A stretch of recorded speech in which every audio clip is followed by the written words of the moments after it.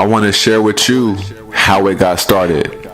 What was the event that led up to me wanting to commit my whole life to entrepreneurship? You know, they say you have to grow to be sick and tired of being sick and tired, or you have to have that self-defining moment. Well, this was my self-defining moment. So for everybody who doesn't know, I was in the military. I'm a vet turned entrepreneur. I was in the Air Force and I was enlisted. And I'll never forget it. I want to paint this vivid picture for you because I'll never forget this. We did these things called missions, and we would fly to different countries and drop off things or take people places. And I'll never forget, I was in Germany at the time, and we went to Africa. We went to Cameroon, Douala, Cameroon. I will never forget it. And we landed, and we had security out on the plane. And after a while, we found out that there was a piece broken on the plane, and we had to stay there for a few days. So I was a military police, so we had to have security on the plane. So we couldn't go to a hotel. So we ended up sleeping on the plane day in and day out. Day in and day out.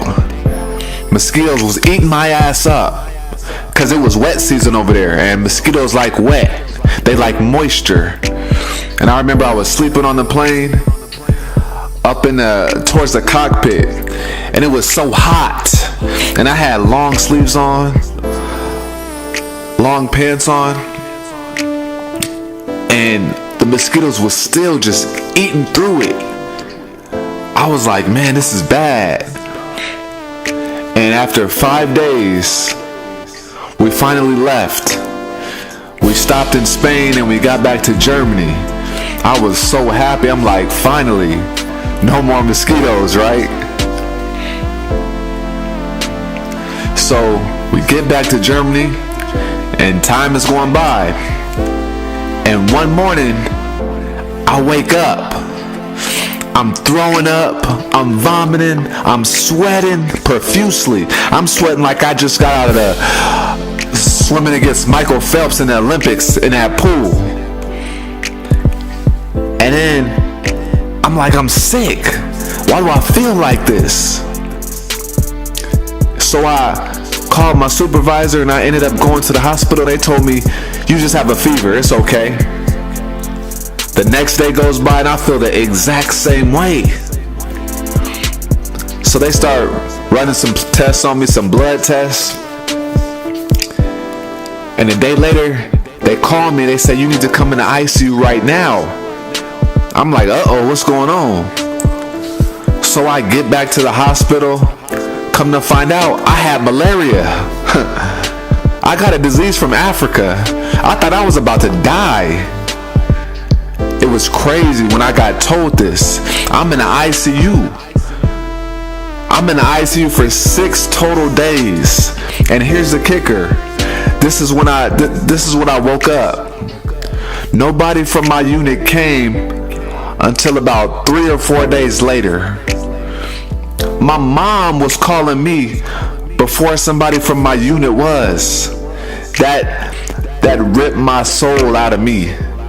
Because it showed me that no employer you work for is ever going to care about you as much as you do, or probably your mom do. I could have been working anywhere. I'm just not a priority to them. And I understand that. I respect that. And that's the same for you wherever you at. The only way you will ever be 100% secure is if you have your own destiny in your hands. And so after the ICU, I went to the regular part of the hospital. So I was hospitalized for about 12 days straight. 12 days, 2 weeks. And while I was in the ICU, I had to have a nurse by my side every single minute.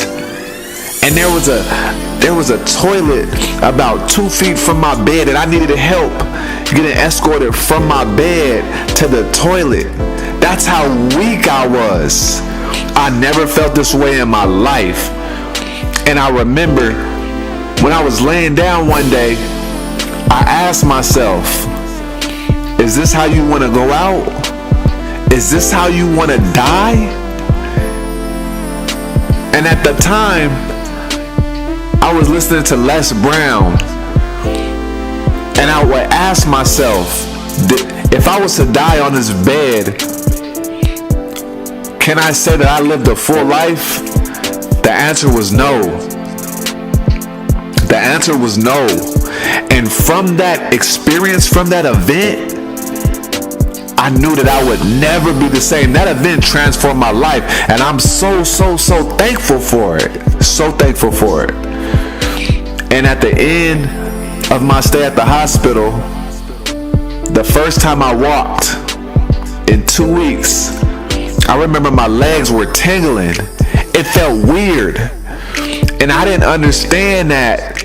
That's because I haven't walked in 2 weeks. My legs weren't going to use. I had lost about at least 15 pounds while being in the hospital. It did something to my mind. I never wanted to be that skinny and that frail again. Imagine walking and it feeling like you're about to fall because your legs aren't strong enough to hold up your body. That's what happens when you lay in a bed for 2 weeks straight, not knowing if you're gonna live or not.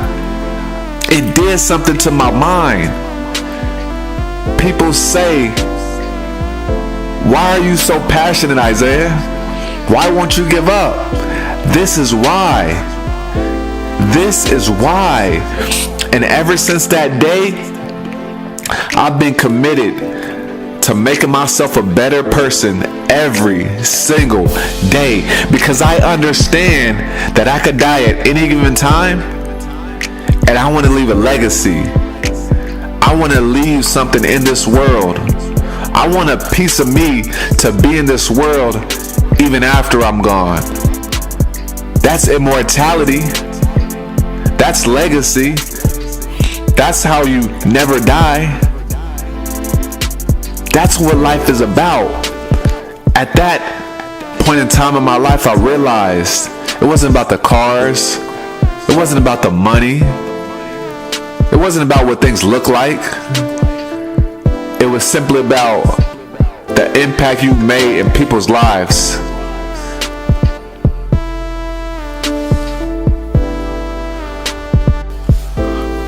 So what's your legacy? What's yours? If you went out today, what can you say you gave to the world?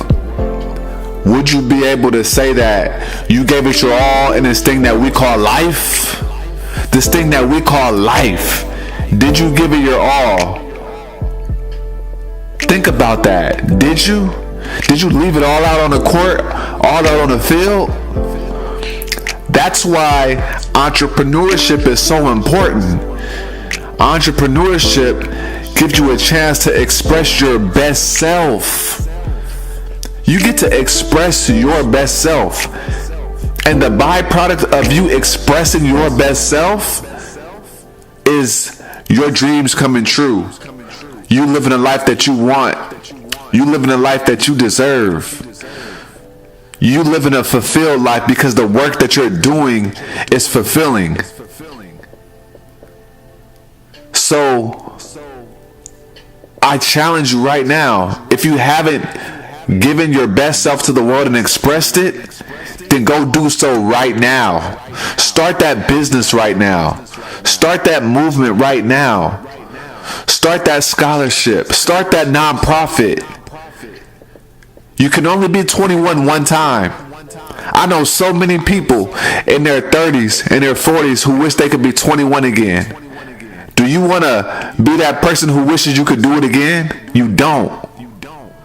I know you don't. Because I was on my deathbed and I got a second chance at life. A second chance at life. Not a lot of people get a second chance at life. When I walked out of that hospital, that was my second chance to do it right, to live a life of abundance, to live a life dedicated on inspiring the world and changing people's life, pushing them to be better than they already are. That was my second chance. What was your second chance?